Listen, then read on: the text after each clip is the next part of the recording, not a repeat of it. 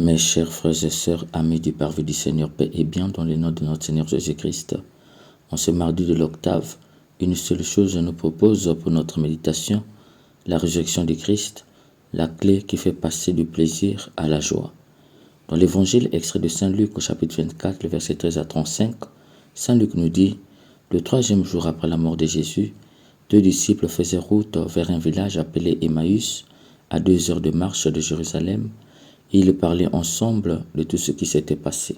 Mes chers frères et sœurs, si l'on prend ces fragments dans sa version française, le risque était grand de penser que ces 2 disciples parlaient de la mort ignoble de Jésus sur la croix.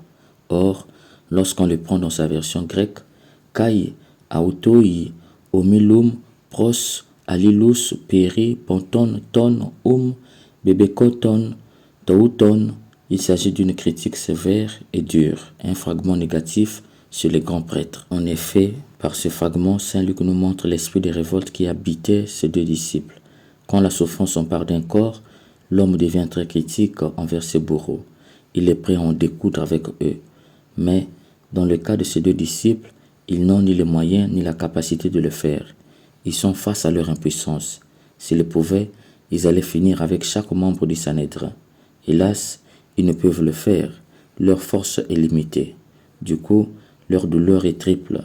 La perte d'un être cher Jésus, tué injustement, l'impuissance de l'évangile et l'accusation d'avoir volé son corps. En fait, leur retour est dû à la peur. Ayant compris qu'ils ne peuvent rivaliser, tout en sachant que les grands prêtres accusent les disciples d'avoir volé le corps de Jésus, ils ont opté pour la fuite. Au demeurant, ces 2 disciples de Maïs sont habités par un esprit de vengeance mêlé de l'impuissance et de la peur qui mène à la fuite. Saint Luc poursuit. Tandis qu'ils parlaient et discutaient, Jésus lui-même s'approcha et il marchait avec eux. Mais leurs yeux étaient aveuglés et ils ne le reconnaissaient pas. Ici, Saint Luc nous révèle que le Christ ressuscité ne peut être reconnu. C'est lui-même qui se fait reconnaître. Ils ont marché et mangé avec lui, mais devenus le ressuscité, ils sont incapables de le reconnaître. Il faut comprendre ici que la résurrection est un don et non une recherche. On ne cherche pas le ressuscité, mais on l'accueille comme un don. Par ailleurs, Jésus leur demande, « De quoi causiez-vous donc tout en marchant ?» Si l'on s'en tient au français, le risque était grand de dire que Jésus est impoli. S'interférer dans un dialogue de gens que tu ne connais pas, cela s'appelle un manque d'éducation. Sauf que Saint Luc ne l'exprime pas comme cela en grec. En grec, la question de Jésus est claire. « De qui parlez-vous » Il faut entendre par là que dans le silence, j'entendais vos propos relatifs à quelqu'un qui a été tué. De qui s'agit-il? Saint Luc nous dit, ils s'arrêtèrent tout tristes. Mes chers frères et sœurs, lorsqu'on fait l'expérience d'un grand souci, la première des choses que fait l'homme, il refoule ce grand souci dans l'inconscient. En clair, il ne veut plus jamais entendre parler de ce qui s'est passé. C'est le cas de ces 2 disciples d'Emmaüs, tellement qu'ils sont blessés dans leur âme qu'ils ne veulent plus entendre parler de Jésus. La question de Jésus vient remuer la plaie, d'où la tristesse se fait jour dans leur visage. Saint Luc nous révèle indirectement que Dieu ne peut soigner une blessure sans l'ouvrir. Souvent, la blessure en nous est très profonde que nous ne voulions pas laisser Dieu l'ouvrir. Nous fouillons l'un de lui. Saint Luc nous dit, la solution, c'est laisser Dieu l'ouvrir. Certes, cela fera très mal, mais de ce mal surviendra la vraie guérison. La réponse de l'un d'eux, tu es bien le seul de tous ceux qui étaient à Jérusalem à ignorer les événements de ce jour-ci.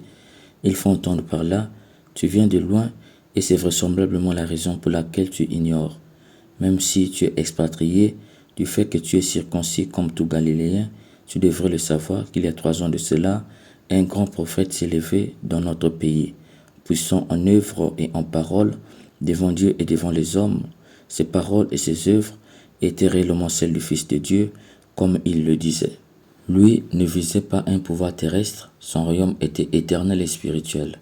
Il n'avait pas l'étoffe d'un roi, car il ne voulait que douceur et pardon. Or, comment dominer et vaincre avec de telles armes? Hélas, les chefs des prêtres et les anciens d'Israël l'ont jugé passible de mort, en l'accusant des fautes qu'il n'avait pas commises. Sa seule faute était d'être trop bon et trop sévère. Trop sévère en disant la vérité aux chefs d'Israël, trop bon pour ne pas accomplir contre eux des miracles de mort. Puisqu'il était très puissant, il lisait même dans le cœur mieux qu'un scribe avec les textes. Pilate a voulu le libérer, le qualifiant d'homme juste, mais ils l'ont menacé de l'accuser auprès de César, et il a pris peur. Il a été condamné à la croix, et il est mort. Les femmes disent qu'il est vivant, mais les Juifs disent que nous avions volé son corps. Saint Luc poursuit, il leur dit alors, « Vous n'avez donc pas compris, comme votre cœur est long à croire tout ce qu'ont dit les prophètes. Ne fallait-il pas que le Messie souffrit tout cela pour entrer dans sa gloire ?» Et en partant de Moïse et tous les prophètes, il leur expliqua dans toute l'Écriture ce qui le concernait. Il faut entendre par là une relecture de l'Ancien Testament. David l'avait prédit, un roi puissant mettra toutes choses sous ses pieds pour lui servir d'escabeau. Isaïe annonçait sa passion. Des patriarches aux prophètes, il est dit, le Sauveur ou le Rédempteur sera l'Holocauste qui sauvera l'homme au pécheur. Jonas en était la figure pendant 3 jours englouti dans le poisson, présage du Messie englouti dans la mort, puis expulsé comme le prophète Jonas par la résurrection. Cette explication leur a donné un espoir. Ils ont trouvé quelqu'un sur qui s'agripper pour guérir de leurs blessures, d'où ils lui disent « Reste avec nous, le soir s'approche et déjà le jour baisse ». Ici, Saint Luc nous révèle l'importance d'avoir un accompagnateur spirituel dans les grands moments de souffrance. En fait, tellement l'explication était profonde qu'ils ont vu en lui quelqu'un de très spirituel. Saint Luc nous révèle, lorsque tu es un accompagnateur spirituel qui te redonne espoir, dans les moments difficiles, accroche-toi à lui, ne le lâche pas. C'est pourquoi ils iront jusqu'à lui laisser prier sur le repas. Quand il fut à table avec eux, il prit le pain, dit la bénédiction, le rompit et leur donna. Alors leurs yeux s'ouvrirent et ils le reconnurent, mais il disparut à leur égard. Alors ils se dirent l'un à l'autre, notre cœur n'était-il pas brûlant en nous, tandis qu'il nous parlait sur la route et qu'il nous faisait comprendre les Écritures?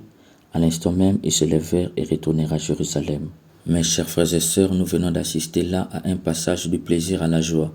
En effet, ces 2 disciples d'Emmaüs avaient trouvé en Jésus un motif de plaisir. Avec lui, ils étaient dans l'admiration, ils trouvaient plaisir à l'écouter, à marcher avec lui, à le voir accomplir de grandes œuvres. Jésus était pour eux le bonheur du corps. Ils avaient pleine conscience qu'avec lui, ils ne mourront pas de faim puisqu'ils ont vu multiplier les pains et les poissons. Ils savaient également qu'avec lui, ils seront toujours guéris puisqu'ils l'ont vu guérir. Ils savaient enfin qu'avec lui, ils ne mourront pas puisqu'ils l'ont vu faire revenir les morts à la vie. Bref, ils avaient trouvé un homme, l'expression de leur bon plaisir. Ils ignoraient que le plaisir était un mirage. Il ne rassasie pas. Tu as faim, tu manges et un instant tu as encore faim. C'est ce qu'on appelle le mystère du plaisir. Chaque fin du plaisir est couronnée de la tristesse. Tu peux beaucoup manger, mais lorsque tu auras faim, tu seras triste.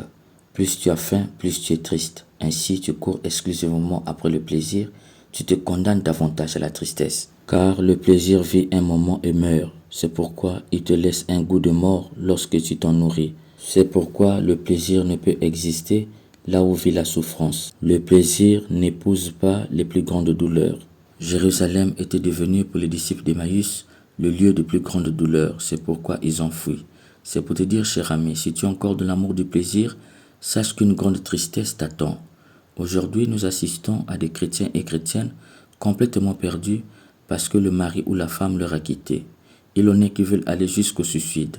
En réalité, leur amour était au stade du plaisir. L'être aimé était l'expression du plaisir.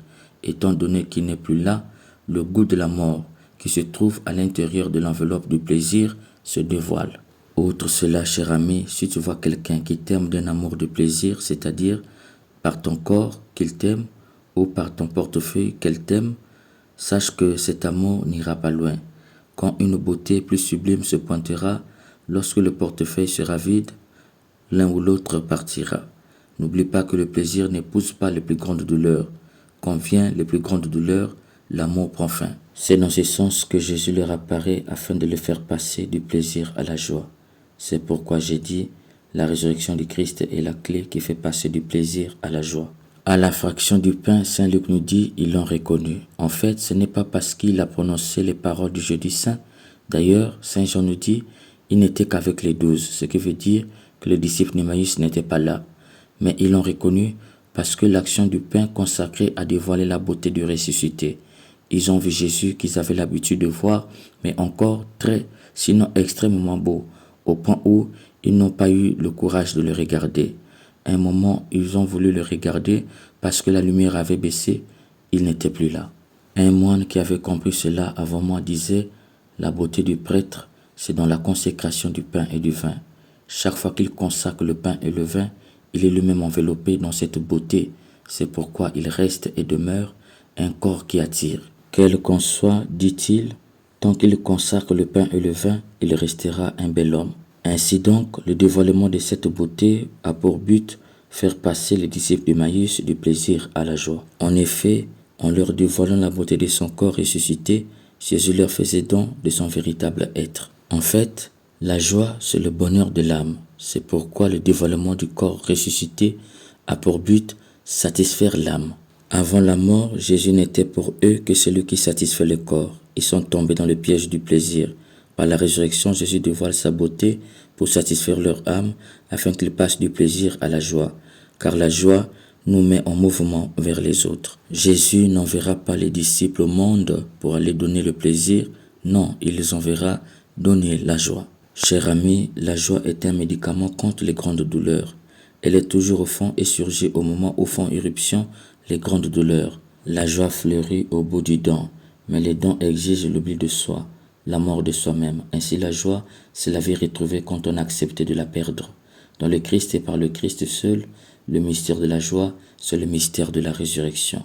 Une telle joie qui est l'antidote contre les grandes douleurs, tu ne peux la trouver que dans le dévoilement de la beauté du ressuscité. La vraie joie est inséparable du mystère de la résurrection. Une telle joie, rien ne peut l'enlever des cœurs, ni la faim, ni la maladie, ni la mort. Puisse l'Esprit Saint nous aider à prendre conscience que dans la résurrection de Christ, il n'y a que la joie, car la résurrection de Christ est un don de joie. Qui accueille le ressuscité, accueille la vraie joie. Amen. Sur la route d'Emmaüs, cheminait de compagnons, il rencontre un inconnu, qui leur pose des questions,